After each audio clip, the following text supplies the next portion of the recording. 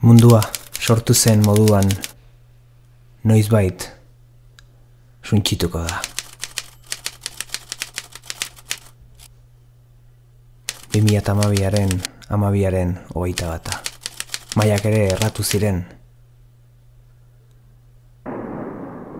Lazarraga idazle arabarraren testu batean aurkitu da ordea, erantzuna. 2013ko 2/8, munduaren amaiera eta parrandaren hasiera.